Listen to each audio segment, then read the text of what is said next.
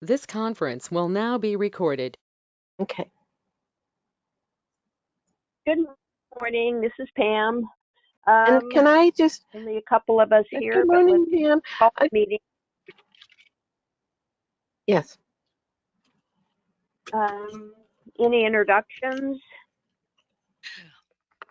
Yeah, so I'm Gail Hendrickson. I'm the Community Development Director. Alejandro, do you want to? Birmingham.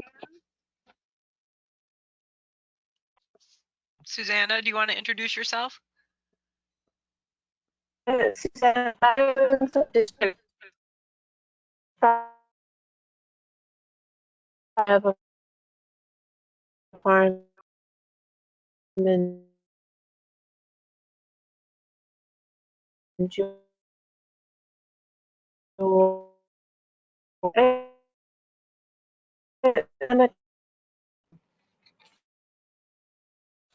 Susanna, we're losing you again. I and I think everybody knows me. Oh no, it says check my in. Can you hear?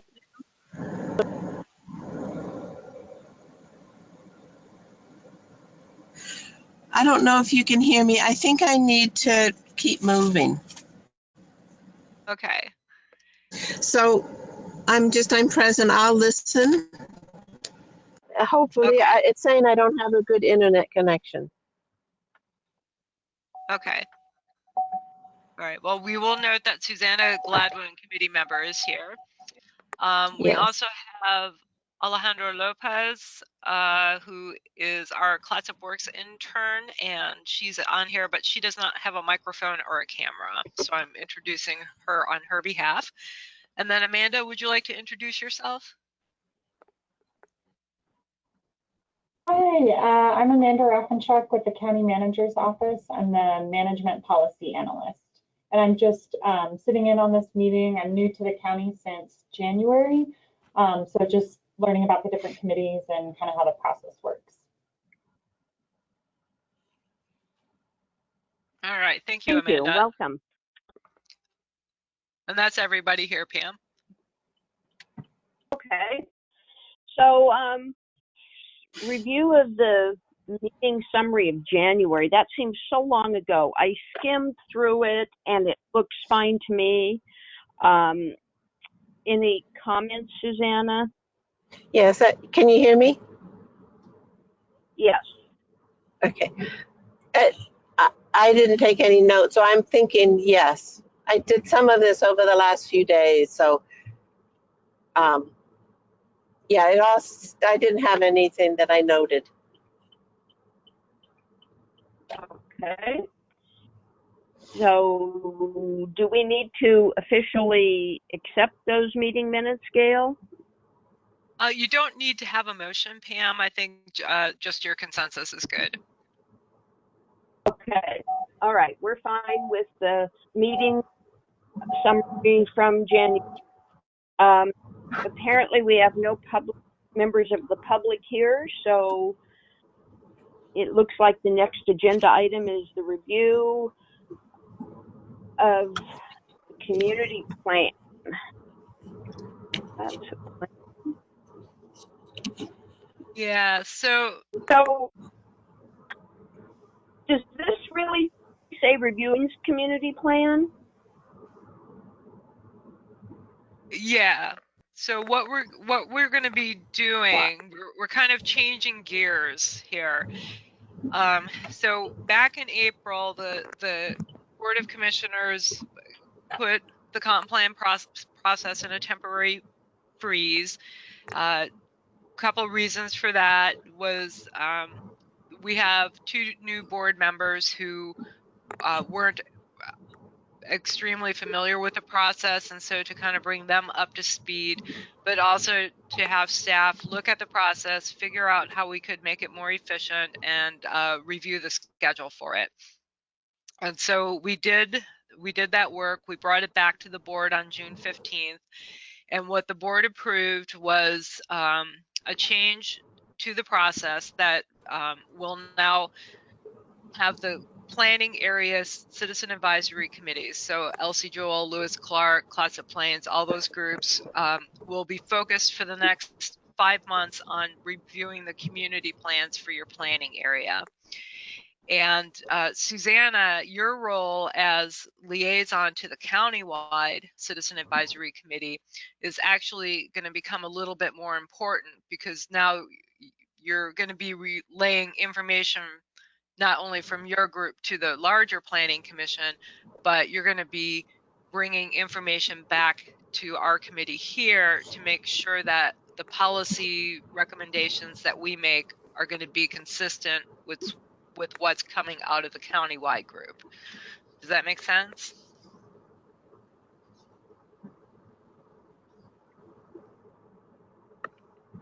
Susanna, can you hear her? Yes.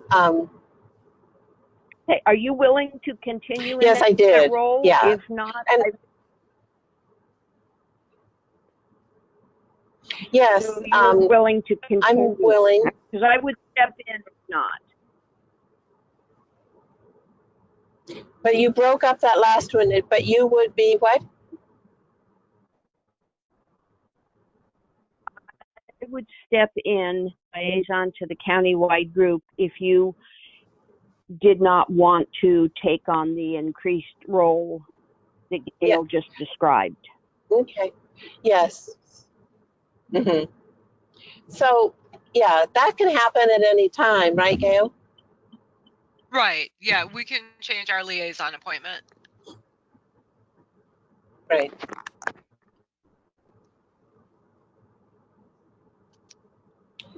So, Gail, I am still, thank you for that explanation. I am still wondering why this says review of Clatsop Plains community plan. Sorry if I'm missing something. Because I copy and paste my agendas, and when I copied this one, I forgot to update that spot. It should say Elsie-Jewell Seaside Rural. Sorry about that. No, that's fine. I just thought I was missing something. Thank you. No, you're welcome. Although, if you'd like, we can review the Clatsop Plains one. They have a lot going on over there. Yeah, well, I want to keep us on track time-wise, so I don't think we will right now. Yeah. So just to finish up here, so with the new schedule, like I said, we have 5 months beginning with our August meeting, and then working through the existing policies and in the Elsie-Jewell and the Seaside Rural plans, looking at the background material that's in those plans and trying to identify what's changed or maybe outdated and should come out, and what new things have happened over the past 40 years that need to go in. And then also looking forward 20 years from now and trying to identify some of the issues that we believe will be coming forward over the next 20 years that's going to impact the area. So we're hoping to complete that work with a recommendation to the Planning Commission at our December meeting. And then from there, the community plans would go to the Planning Commission in January and February for review, and the Planning Commission would make a recommendation then to the Board of Commissioners. So that's our process and our timeline with the whole thing, the countywide and all the community plans looking to be adopted on July 27th of 2022. So just under a year from now. So any questions about the process or the timeline? None from me, thank you. That was all laid out in, yeah, that was laid out in some emails you sent to us, correct, Gail? Yeah, it was, Susanna. You had graphs and charts and all these timelines. Okay. Yep. Yeah. So, Uh-huh. and I have to say, our committee here, we have a bigger task because we have to review two of the community plans because you're covering 2 of the planning areas. And so I guess one question for us to think about is, because the 2 areas are pretty sparsely populated and it's hard to get involvement and a lot of the issues overlap, do we want to make a recommendation that the Elsie-Jewell and the Seaside Rural area be combined into one planning area perhaps, or do we want to keep them separate? And I don't need an answer today, but over the next couple of months, I think that's something we should think about. You know, one thing that I really would like, is a map of the residents. I know it's quoted as, is it 200 rural seaside residences or something?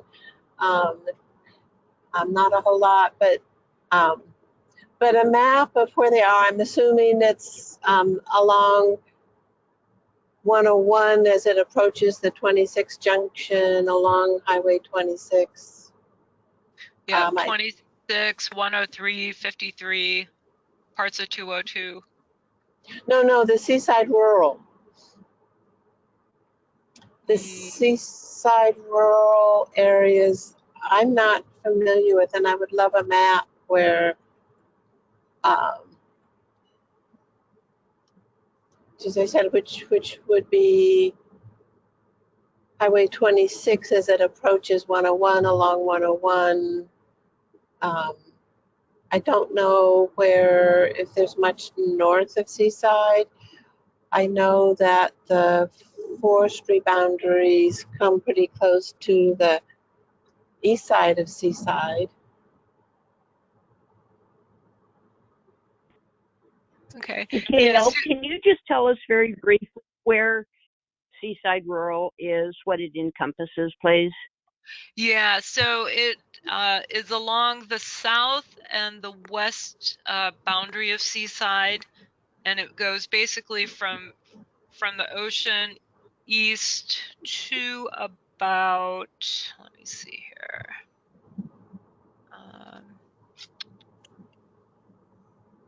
Transparency, hold on here.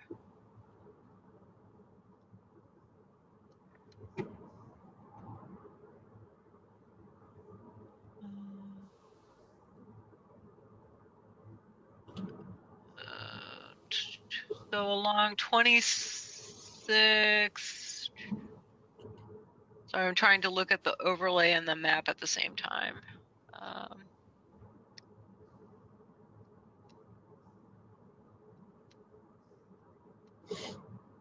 So where David Douglas Park is on 26, that's the division between Seaside Rural and Elsie-Jewell. Okay. All right. So it would also encompass like Bierman Creek and Clark Road once it left the city of Seaside? Exactly. Okay. And who is on the Seaside? I'm sorry, so the campground south of Seaside on 101, that's rural or bound? I should probably just look at the city boundary line, but. Yeah, what I'll do, Susanna and Pam, I can get you this map so that you have a better idea of what the boundaries are. And I'll send that out to all the committee members. Yeah, that would be perfect. Thank you. And who is on, so we're currently a Seaside group, correct? You are representing both districts, so both Elsie-Jewell and Seaside Rural. All right, sorry. You know, the other part too is that we're also totally to this county that's not Cannon Beach, and Arch Cape, correct? No, so I would love a map of all of that. What? Yeah, I can show you. All of that. I can provide a map of all the planning areas. We have 6 planning areas, and so Arch Cape is its own part of a separate planning area called the Southwest Coastal Planning Area. Okay, thank you. But what about, and Cannon Beach is incorporated. Correct. Yeah, that's right. What You had said a minute ago, and sorry to belabor this, I know we need to stay on target time-wise, that we should consider combining these two. But we're already combined, aren't we? I think I'm losing the nuance there. Well, right now they are two separate planning areas with two separate community plans. And when we initially set up the committees, we were hoping to have a separate Seaside Rural and a separate Elsie-Jewell committee, but it was we didn't get enough applications from residents or property owners or people who were involved in the area, which is why we ended up combining the two planning areas into one committee. I myself personally same would, I'm sorry. Go ahead, Susanna. I would personally like to keep two distinct planning areas, and that we would be covering both of them, but keep them distinct so that over time, if there are people from Seaside Rural and South County Rural that step forward and want to take on more of a role, that there is a distinct thing. I feel totally unable to deal with a lot of stuff on the community level of those people because I don't know. I would also like on the map to have, is it possible to have the residences, the businesses notated on the map? That might be a little bit beyond our scope. First of all, we don't have business licenses, so we would have to manually figure out where all those businesses are and note them. And then no, that's fine. Yeah. Uh-huh. So yeah. Always a dynamic situation. All right, can we, may we please consider that and discuss it at a future meeting, Gail? Absolutely, I'll make sure to have it on next month's agenda. Okay, thank you. I both ways, where we have a lot of similarities, but I think there's also a lot of differences. So let us contemplate that for the next month. So are we, what's next, Gail? All right, so there's a couple of different ways we can go about this. We can go through the existing policies table first, if we want to go through those policies and look at the staff recommendations, and then get a recommendation from the committee members. We could start with new policies if you want and identify some of the issues for the planning area itself that we see coming up over the next 20 years. Or we could talk about the background text if everyone's had a chance to read it and see where there's areas where we need to update or remove information because it's just out of date. So I am happy to move forward whichever way you would prefer, Pam and Susanna. I'd like to go through the existing policy really quickly. I don't want to get bogged down and wordsmith a lot of these, but I think this is important to see where we've been before we decide where we're going. Okay, that makes sense. Susanna, are you where you can read what is here, like on policy 2 and then the staff recommendation? Yeah, so right at the very moment, I'm a little bit thrashing around to get to my final resting place. I'm so sorry. And I can just say that I was talking to Gail about a few issues that, and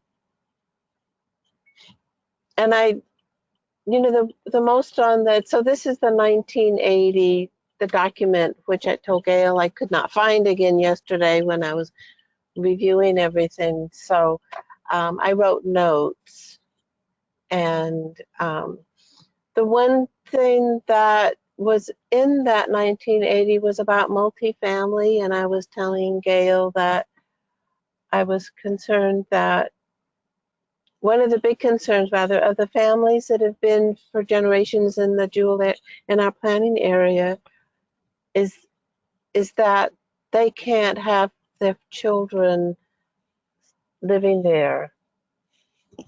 Right. And I've been on a lot of calls at the state level with zoning upcoming changes, and I don't think they're going to affect the Coast Range particularly right now, but changes are happening at the state level as far as what can be built, such as an ADU or a second dwelling unit on different Right. properties. Okay. And the change is slow, but I'm thinking, and I could be incorrect, Gail, but my thoughts are that that may be outside of our scope of this right now.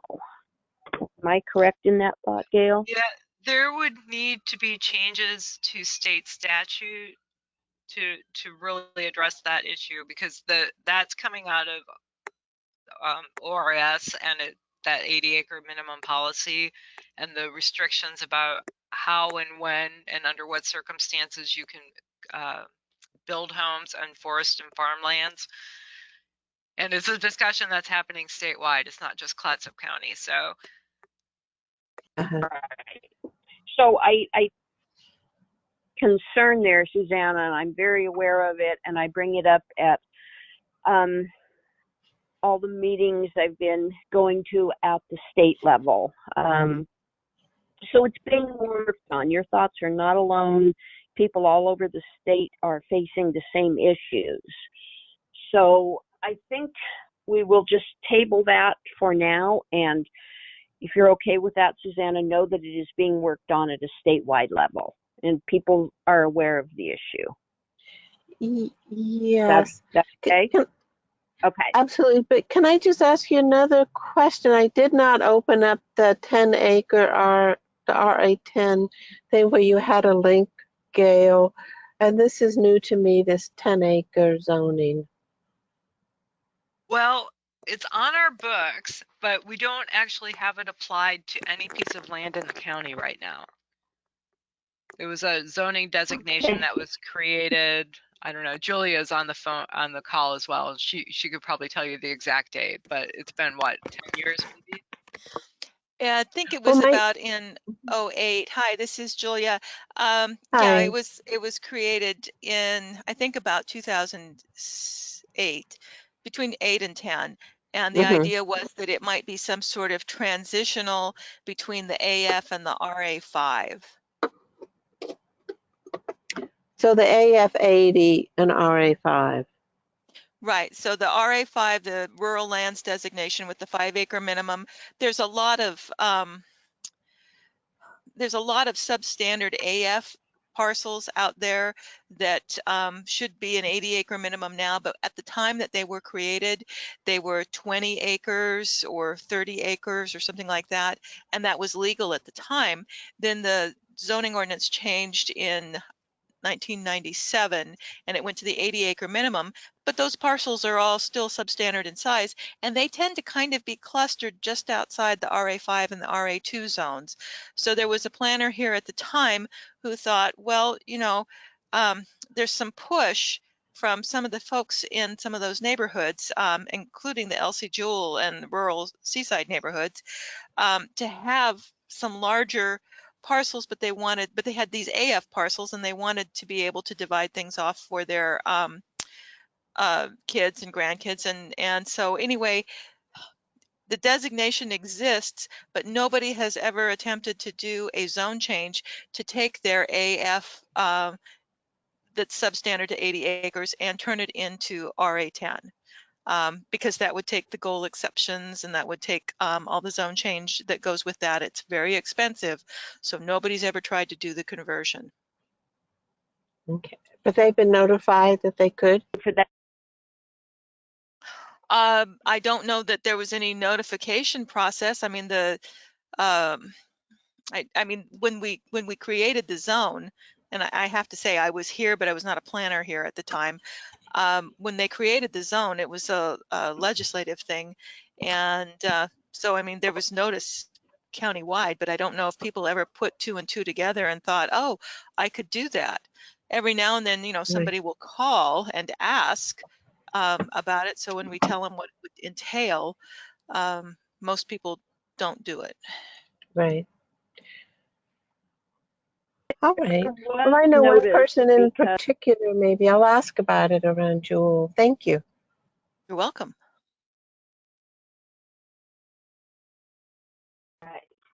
so moving through these policies, Well, can I did you see interject, anything? Pam? Are we still Sure. on the 1980, the old one, or are we on the to-do list ones? Because I want to say just one more thing about the old ones. Okay, go ahead.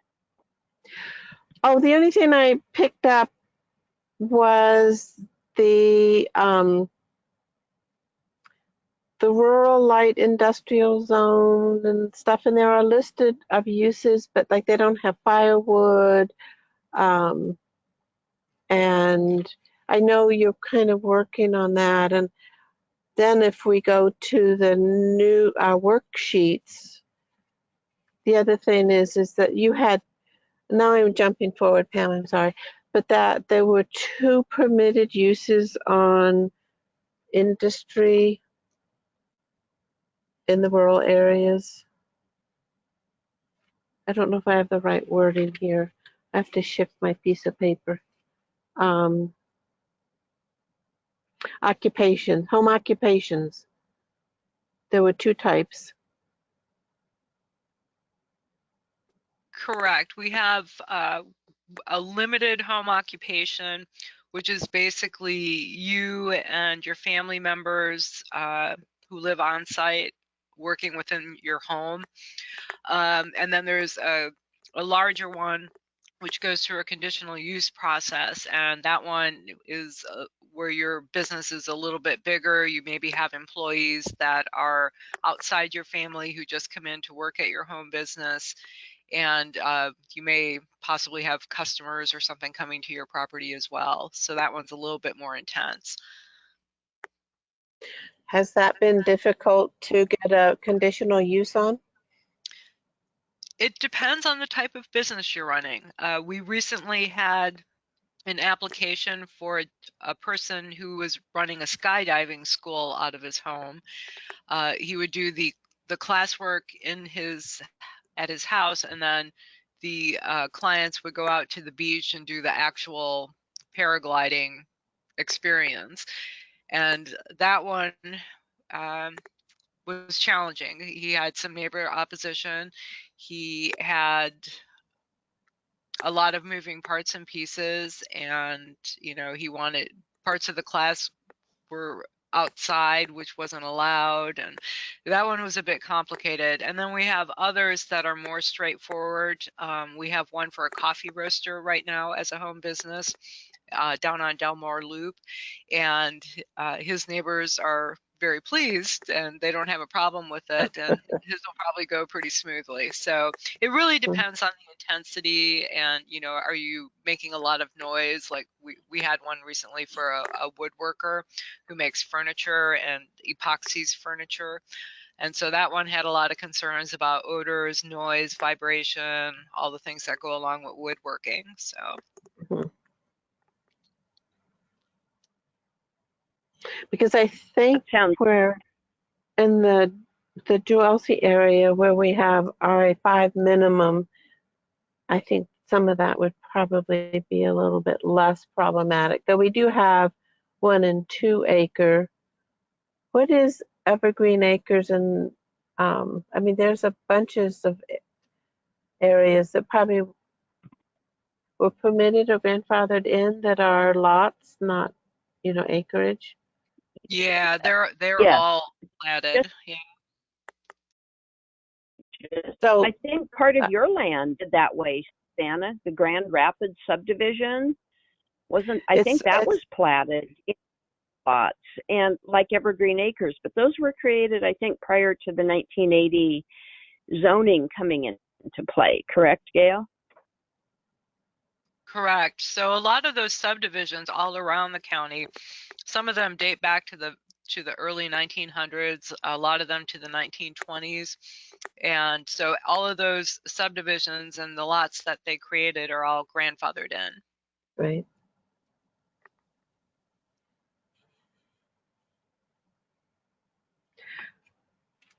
All right. Are we Okay. ready?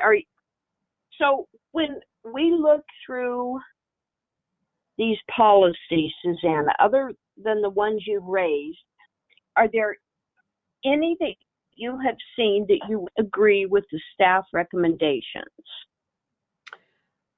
I have some notes. So one thing that I do not agree with, and I have under open space policy 3, but the pages aren't numbered. I would love it if you numbered your pages, when we have the work. Yes, and I'm sorry, I always forget to do that, so I apologize. So I don't know where, but it's about off-road vehicles. And it was limiting off-road vehicles and because they're used on farms and forestry. What I would like to say that off-road vehicles used for recreation will stay on established roads and paths. On established roads and acceptable paths, something about paths, because they will create their own paths, which are not always okay. But I think that recreational off-roading should be limited. I agree. I'm just reading. It says off-road vehicles. The policy currently says off-road vehicles should only be allowed in designated areas because of the damage they can cause. And I agree with that, and I would not want to see that deleted. But I do understand that farm and forest operations do need that use. That's why I Gail, said if the wording could be recreational use. Can you put that wording in, Gail? Yeah, so here's what I've written. It says recreational off-road vehicles should be restricted to existing established trails and roads.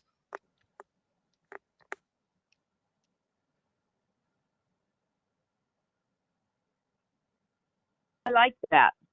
Okay. You okay with that, Suzanne? Well, the trails thing, that are it's a little bit more definition on established trails. I don't know how to word it, but because they will create their own, and then they would call them established. And some of them probably have been used in the past, but are not environmentally okay, and maybe environmentally sound trails, something like that, possibly. I don't know if that's vague or. Yeah, that's a little open-ended, and I'm not sure Right. how staff would enforce that. The other question I have, and this is just maybe a rhetorical question, but so the comprehensive plan is focused on land use. So how does off-road vehicles and where they drive or don't drive, how are we tying that to land use and zoning? Well, it was there in our work paper, Gail. I understand that, but sometimes I look at some of these policies and they are definitely aspirational. That some of them are tied to social issues, which I understand that everything can be looked at through a different lens. Right. I mean, I would say it's the protection of forest land, wildlife habitat land. I mean, it can all fit in the protection of our natural resources. I mean, this is why we want to limit. Go ahead, Pam. Sorry.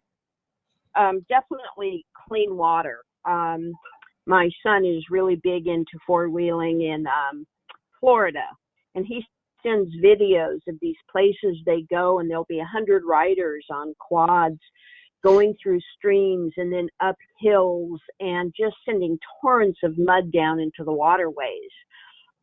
So I think it does tie into land use, certainly under watershed protection, because of the erosion and the trauma to water systems. If we allowed a lot of recreational quad biking in sensitive areas.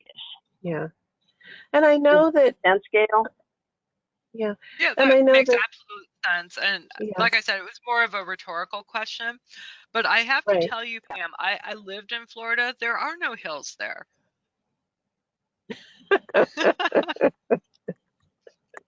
It is pretty flat. They sure find them. They sure find them. They're up in northern, and they go across the border. There's a big, I don't know, called Mudden USA or something in Alabama. And Oh, really? boy, there's hills. Yeah, there. This last weekend there were about 1,000 people there. They had a big event, and just anyway, at least it was a designated area. But I do wonder about that water, all that mud that's stirred up flows downstream somewhere. Yeah.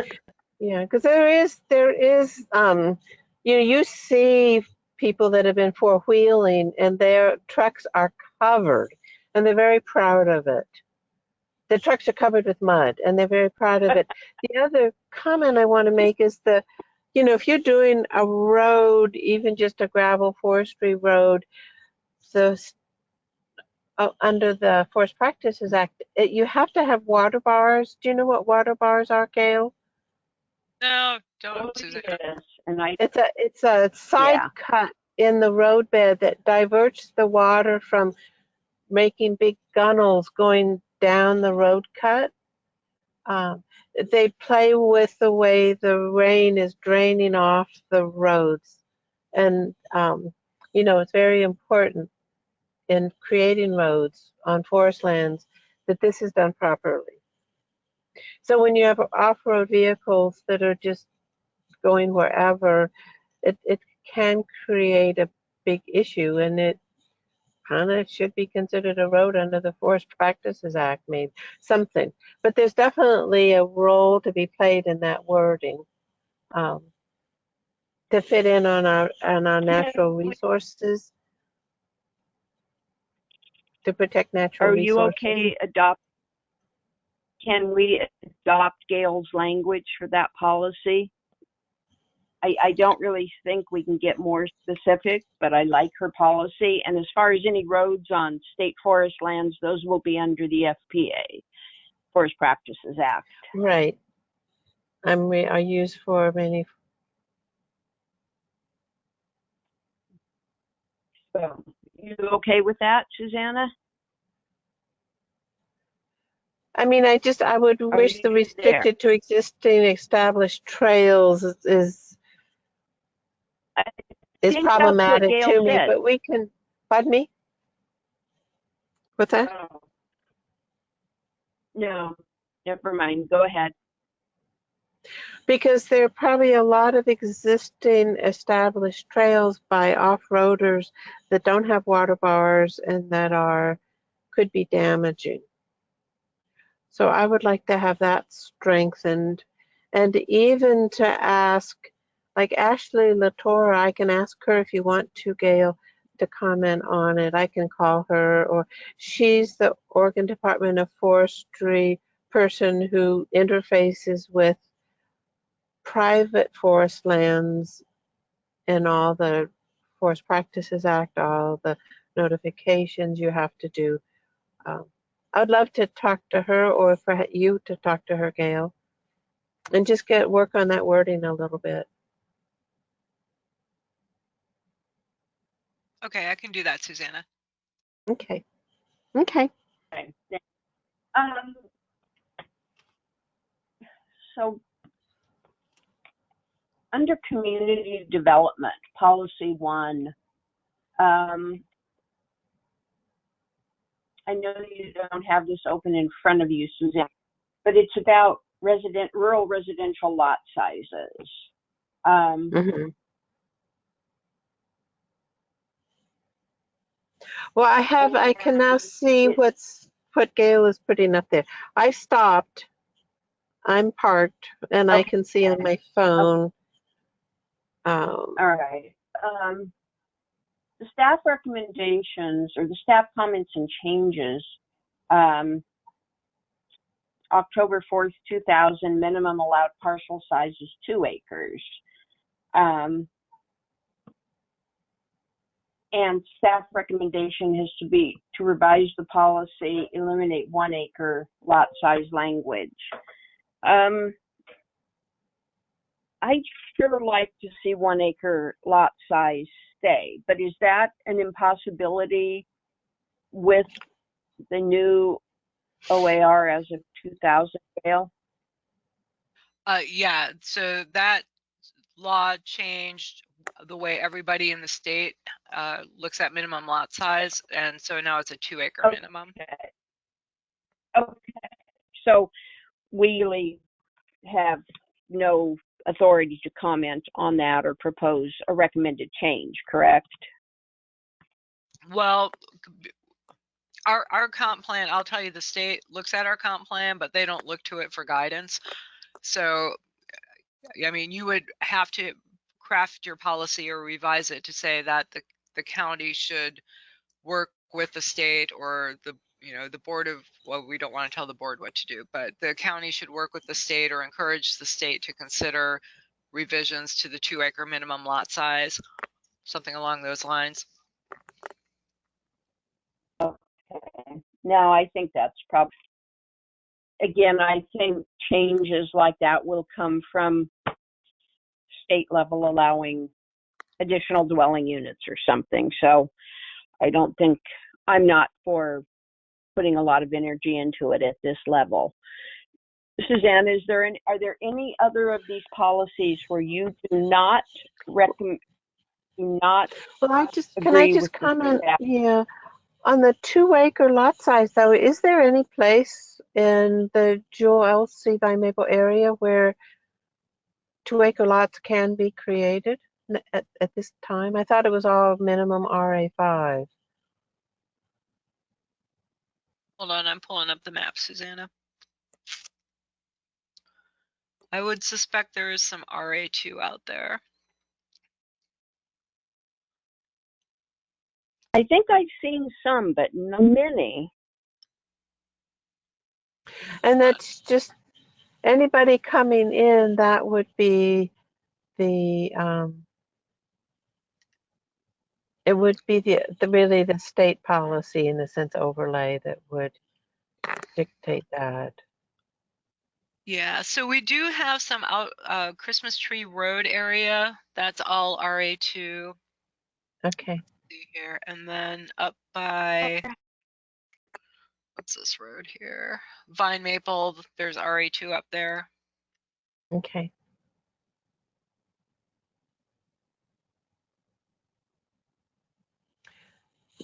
Thank you. You're welcome. And I have a note for just a little book. I mean, just a little word thing is the wildlife refuge, that area. I mean, that part of it, you referred to the Jewell Wildlife Area. There is a big one south of Highway 26. Is that called the Wilson Unit, Pam? Do you know what that's called? So Duke Wilson owned the land next door to it. I've always wondered. I think the Jewell Refuge does the haying of the field there, but I've never looked into ownership or management of that. Oh, well, my impression is that it is a wildlife refuge. There's There's the Jewel Meadows along 202. There's the Beneke Creek, which is often kind of considered because it all is the Jewel area. But then there's this whole south of 26 area, which I think is a wildlife area. I might be mistaken, but that would be managed by Fish and Wildlife, and I'm sure the management is dealt with out of the old house on Jewel Wildlife Meadows, the headquarters there. Right, and you were mentioning so that it's included? Well, the verbiage that we were given just says the Jewel Wildlife Meadows. Um, Oh, so it should be broader. I mean, So does it something make like it? the Jewel Wildlife Yeah, associated areas. I'm not wording that correctly. Gail, you have the magic with words. How could we make that a little broader? Yeah, I'm trying to pull up this policy here.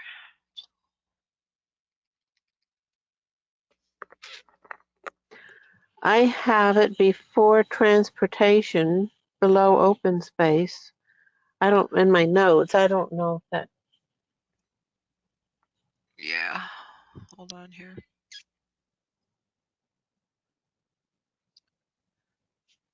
Okay, There we got it. go. And I don't know how important it is or not to just to, and maybe I'm wrong. I mean, maybe that isn't part of the wildlife area that's managed by the Jewel unit, but I think it Okay, is a wildlife so area there. so the policy itself, so what you're looking at, Susanna, is just a staff comment. So if there's more, all we have, this isn't part of the policy. So this is just what staff wrote to kind of explain our thinking or give some background info, but it's not part of the actual policy. The policy itself Gotcha. deals with the process that we would go through if Fish and Wildlife wanted to create a new wildlife refuge within the county. Gotcha. Okay. I'm sorry to divert you then.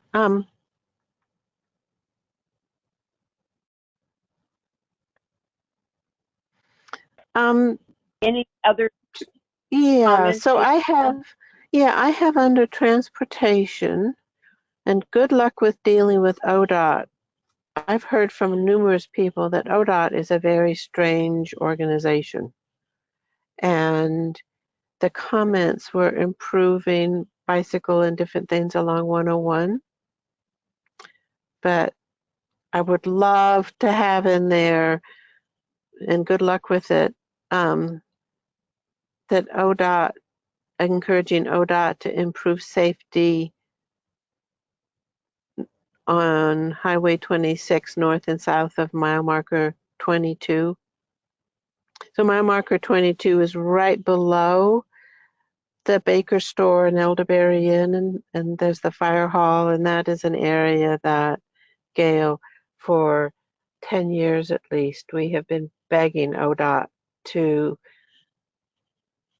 drop the speed limit. It's 35 miles an hour right above there because of a dip, and just to have it 35 miles an hour, or turn lanes or something to make it safer. It gets insane through there.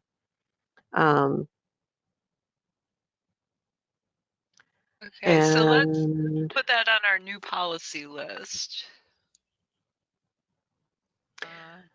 now another transportation hazard, which ODOT is so well aware of, which I don't know it needs to be in here or not, but above Elderberry Inn, is it a mile? 26 is sliding. Highway 26 is sliding. The other piece that I just drove over looking at new cracks is that Highway 103, as it approaches Highway 26, is going to go one of these days. And I don't know what they're going to do when it drops off. And I was looking at your hazards map, and there is a bit of earth movement area. I'm forgetting what you call it on your soil maps. Mass movement area. And the little bit of it touches right there on the near the intersection of Highway 103 and 26. I don't think it's moving in a way that is going to take out 26. It's just going to take out Highway 103 in a really problematic area. And I don't know if that's appropriate to comment or something. You had some hazards, I think, and that's why you had soil maps and things. Is that in the old plan, Susanna? I don't remember. I can now open up my computer and look and compare. And I think that's all that I have. Yeah, so I'm just going to glance on the computer while you want to go on and see. Do you have other Okay. things, Pam? No, I was just reading the transportation policies, and it talks about intersection of 101 and 26. But none of us are transportation specialists. I don't know, Gail, if it's even worth putting in here that we support the continued efforts by Oregon Department of Transportation to improve safety and traffic flow, not only at that junction, but broaden it in terms of Highway 26 and bike lanes and the intersection of 103. I can't remember if 103 is a state road or county road. Do you know off the top of your head, Gail? It's a state road. So that would fall under here. I know the stretch that Susanna's talking about, and every time I drive through there, my eyes are on the uphill portion, wondering if it's going to come down on me while I'm driving there. The section on 103 that's going to fall out? Yes, that's headed down toward the river. If that whole hillside came down, which it has a history of sliding, it could create enough of a, river tsunami that could, I think it would have to be a pretty big event, but could affect the footings of the Nahale River Bridge over 26. So if we can make this policy a little more broad from the staff recommendations, narrow it down to 101 and 26 to include some other areas, that would make me more comfortable. Is that an appropriate comment, Gail? I think it is. And I honestly think we need to look at Highway 53 and 202 as well. Because they have issues. Susanna talks all the time about there not being a fog line on 202. And then yes. I know 53, the last time I was on it, which granted it's been a while now because of pandemic, but there were chunks of the road that were falling off the road down into the ravine or whatever is down there. So I think all the highways need to have some safety issues addressed. I've been so specific to just that one intersection.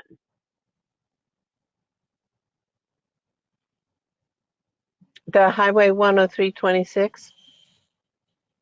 Well, the other this policy. Go ahead. Well, it's also that strip around mile marker 22, which is just below Baker Store. The fire department has been begging ODOT for years to do something, and they put in a blinking light. So the fire department, when they're pulling out onto 26, the light blinks, changes something, which is a huge help for the fire department. But our school bus drivers hate trying to cross 26 because there's a road by the fire department, Bear Road, and they got to cross 26 to go to Christmas Tree Road. It's extremely dangerous. I mean, everybody who's used to driving through that area kind of just cringes and tries to keep everything in mind. I think only 2 people have been killed right there. So ODOT, it's not high priority for ODOT. Well, again, I think our policy just should be broader. I mean, you've brought that up. Gail brought up 202 and 53. I'd like to see this policy be a little more broad and not just speak to a specific intersection. Gail, can you do some wording in there that broadens that recommendation? Yeah, we can do it that way, or we can create a new policy, but we can broaden it by saying, I think what we were initially recommending is changing the policy to state at such time as ODOT begins improvements to Highway 101, the county would encourage that ODOT also consider installation of bike safety, blah, blah, blah. But we can just expand that by adding all the highways. Instead of just focusing on 101, we can say 26, 53, and 202. Right, and I would say like more that. than, yeah, that's good. And also not limiting to bike lanes, but because a lot of the highways, there's no room for a bike lane. But a fog stripe, oh my God, I would love a fog line. And I don't know if it's a plea from county planning to say make our highway safer, that ODOT might spend the money on the paint to paint a fog line. You give planning too much power, Susanna. We have no power. I know. I know. God. So I mean, I'm sorry. It's so frustrating dealing with ODOT. Okay, so hopefully things will. Go ahead. Sorry. Oh no, go ahead, Pam. Oh, it wasn't important. I was just going to say, hopefully we'll get some infrastructure money, or ODOT will, and be able to be more responsive. That would be nice. So I've added in that we're going to add in highways 53, 26, and 202, and that we're going to add fog lines to the list of amenities that we would encourage. Yay, thank you. Yeah.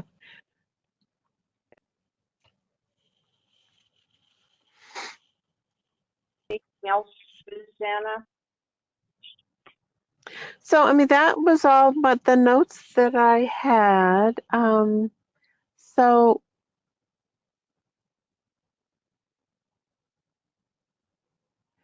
do you have things, you had, Gail, a variety of things for feedback. I'm trying to open it up on my computer so I can just kind of scan up and down, but I don't know where it went to. Oh, I bet it's here. No, I don't think maybe I didn't have it open. I was meaning to have it open. You know what did come up is just an aside, Gail? And also, can I just make a comment on climate change in the state? Sure. It's a total non sequitur. So there was a comment, I put in a comment on the 2nd of August so there's an Oregon Global Warming Commission, and it's really long thing that they have. And I think I went back and forth about the county commission not really wanting the comp plan to be dealing with global warming, and that they said the state was. Mhm. And hopefully the state will have more power in enforcing things than the county ever could anyway. So I just wanted to make that comment. And do you have that, Gail? Or do you want me to send it to you, what I have on the Oregon Global Warming Commission? I don't have anything on them, so I'm not sure. Did they issue a report or are they putting out rulemaking? I know DEQ is in a rulemaking process now based on the governor's greenhouse gas emission order that she Mhm. issued in 2020. Is that the same thing that you're talking about?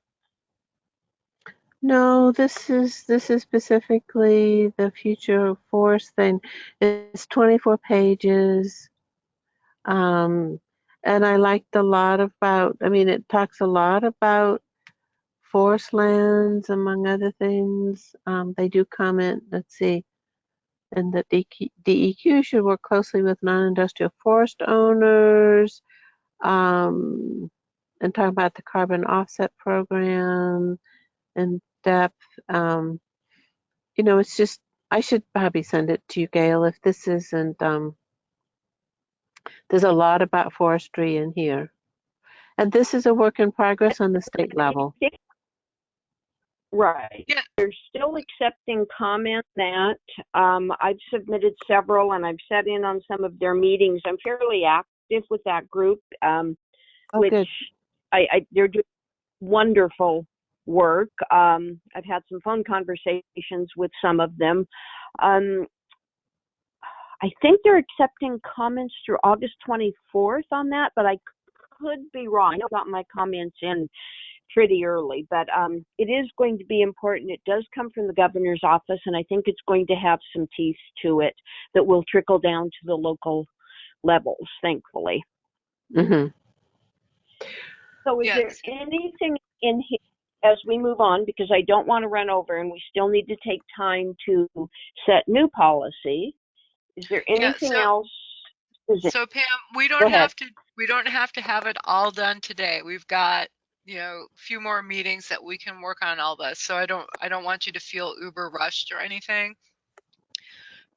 Because we're going to be doing iterations of this, and so if you want to take a little more time and maybe we cover our new policies next month, I just don't want you to feel pressured to rush through it. Okay, thank you. Now, and you're talking about the new policies that you wanted comments from for today's meeting. Is that right, Gail? Well, what we need to think about, Susanna, is so we've got a plan that's 40 years old, and it talks about all the things that were happening 40 years ago in the area, but we know some of that's probably changed and needs to get taken out. We know that other things have happened in 40 years that have affected the area that probably need to be noted in the plan. And then looking forward over the next 20 years, thinking about those things that we are pretty certain will happen or might happen, and then how do we address that. So we'll need to look at what's already in the plan, but then think forward 20 years and look at some new policies. Does that make sense? Yes. But to be more focused right now, I get, we had been going by, goal by goal, and I guess I'm still thinking in those terms. And are you thinking in those terms rather? I mean, what you're talking about is awfully broad. So Are we going to be doing it on a goal level though still? No. So this committee is going to be focused solely on these two community plans for Elsie-Jewell and for Seaside Rural. And so the policies that you would be coming up with would be tailored specifically to the Elsie-Jewell area or the Seaside Rural area. Yes, I understand that. Because, there's a whole thing about, hazards for our area. For example, I mean, Pam, you were concerned about the Highway 26 bridge if that piece of land comes down. And if there's a bad earthquake, that is a choke point. And, and then where my place is, there's a rock face. And I don't know, it's basalt.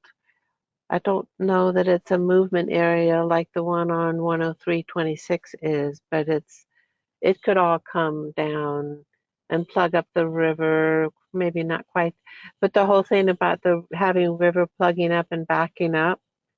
But then you also have those plugs breaking loose and flooding downriver.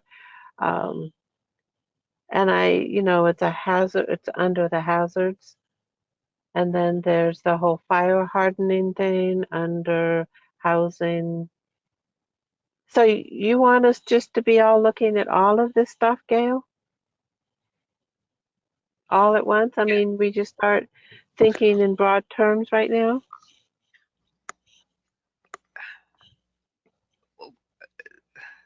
So I'm not sure how to answer your questions, Susanna, because I'm not 100% certain I understand exactly what you're asking.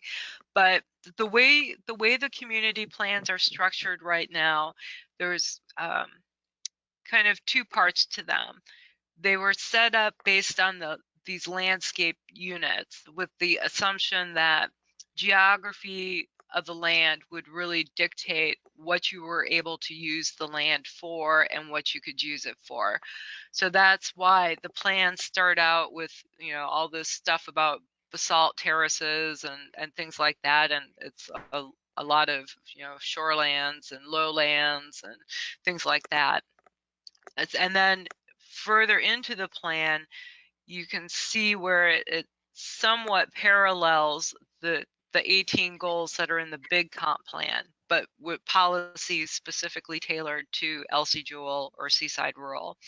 So for example, we've been talking about housing and how the 80-acre minimum lot size is causing problems and people can't divide the land amongst their family members or have family members come and live on the land with them in a separate house, or the RA10 zoning.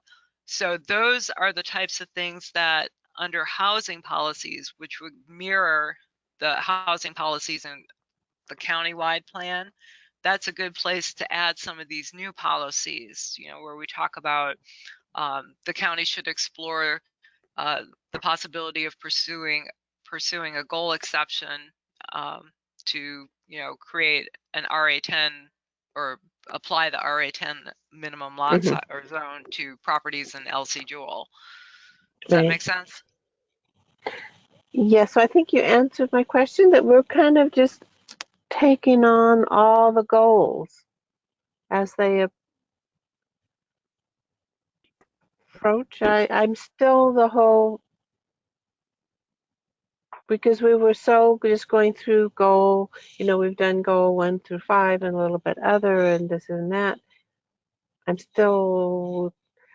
I understand in general, but the timeline between for next month, let's just limit it to for over this next month. Yeah, so over the next month, and obviously we didn't hear from Herb and Connie today because they're not here. But over the next month, I think Susanna and Pam, you did a good job of going through the existing policies, but maybe, if there's anything that we missed today, And then between now and next month, thinking about what we foresee happening over the next 20 years. And I think we've done a lot of that work already. We know we've talked about wildfires, we've talked about climate change, we've talked a little bit about natural hazards today. We talked about, you know, the need maybe for additional parks, or maybe putting amenities in some of the parks that are in the area that are basically passive recreation right now. So thinking about some of those things, I don't know, I'm still not 100% sure I'm answering what you're trying to ask, Susanna. Well, I'll find out when I get kind of. I mean, I think some of it is this is all a little bit of new ground. The other thing is that if I'm continuing as the liaison to the countywide meetings, is to have what they're looking at to be already being discussed within our area.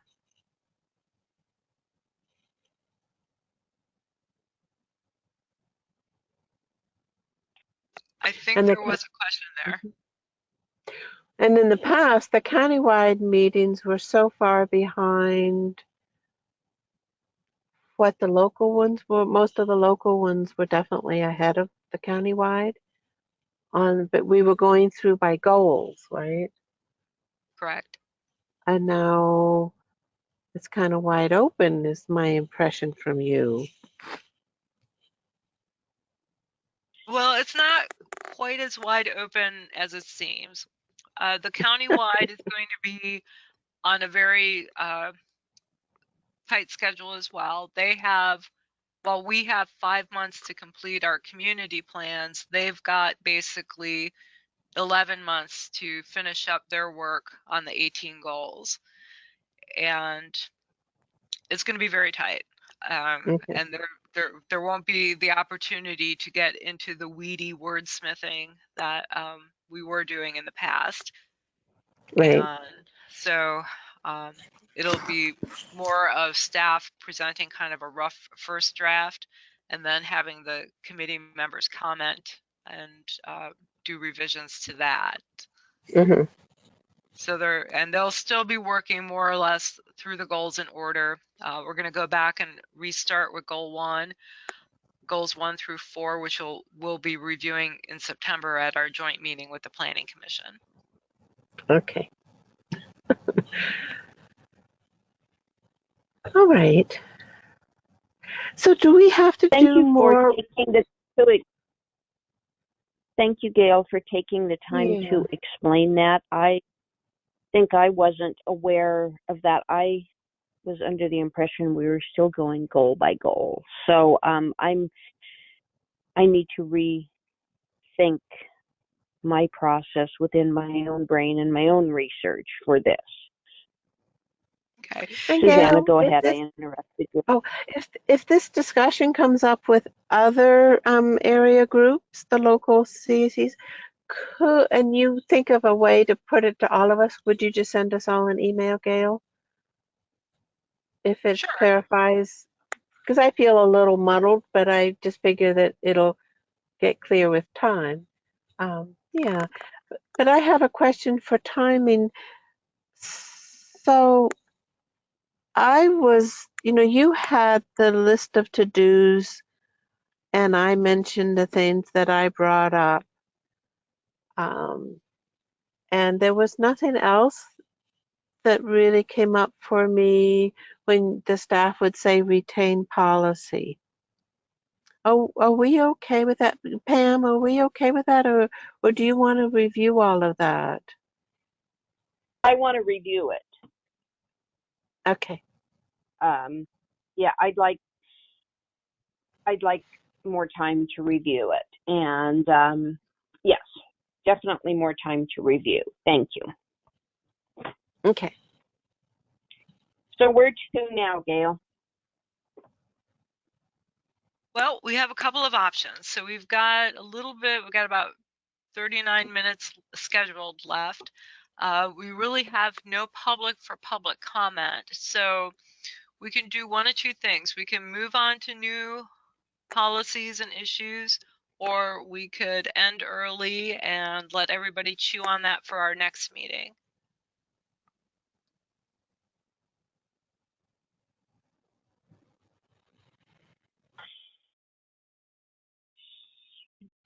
Well, Sorry for the silence. Thinking this yeah. through. So I have a question, Pam. Did you have certain of those policies that had kind of that caught your eye that you wanted to discuss further?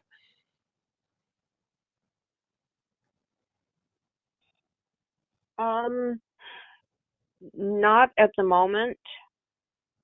I'm shifting gears mentally from thinking goal by goal to I'm struggling a bit because my entire focus in looking for a plan for the next 20 years is climate change. And I know that's not a popular thing in the current local governance. And so I'm trying to make this a plan, or that at least my participation and input that my grandchildren would be proud of and say, hey, Nana, you did a good job trying to get the county to continue to keep the county a livable place for us. But I just need to rethink this through. So I'm not prepared to make any new policy comments right now. Well, I'm totally okay that we think further on it, and especially since Connie and Herb aren't here on the call, on the meeting, that we just, right, I think I I have a vested interest. I need to, in about 10 minutes, to move my car in one more place, so I'll be a little distracted, but from my daughter, but I would stay on the meeting. I'm fine with staying on my meeting, and my daughter totally knows I'm doing the meeting. So, but I'm very happy to end the meeting. It would be kind of helpful for me, and I feel satisfied with the meeting. What you think, Pam? Gail, when is our? Yeah, I think that's probably good. I hate walking away and not feeling like we've completed anything. But I think I have more clarification about where we're going and the process now. When is our next meeting, Gail? It's going to be September 10th at 10 o'clock.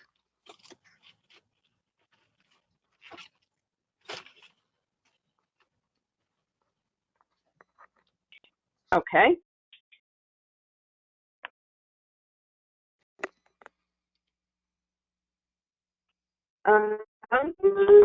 And you, Gail, do you reach out to Connie and Herb, or do you want me to? I haven't heard from Connie for a long time. I don't know if she still wants to be involved or not. Yeah, I haven't heard from her either in a while, and I never hear from Herb. But I can just check in with them and see if they're still available and still interested. I think that would be good to have some clarity one way or another. Okay. I think then that we would, since there's no public, we would see if there's any closing comments and then adjourn the meeting. Mm-hmm. I'm just curious. Are you still needing members on the Planning Commission? We still have one open vacancy to replace Myrna Patrick, and the board has put it off a couple times while we've been working through all the joint meetings with the Planning Commission and everything. So I don't know exactly when we'll be going back with an appointment to the to the board. Mm-hmm. Maybe in another couple months. But the application is still open. I mean, the time to Yeah, apply. we are just continually accepting applications for the Planning Commission, and then we keep them on file for up to 2 years.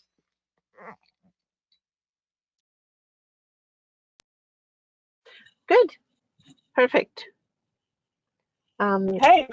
Any other Good. comments? No, that's it. Thank you all so much.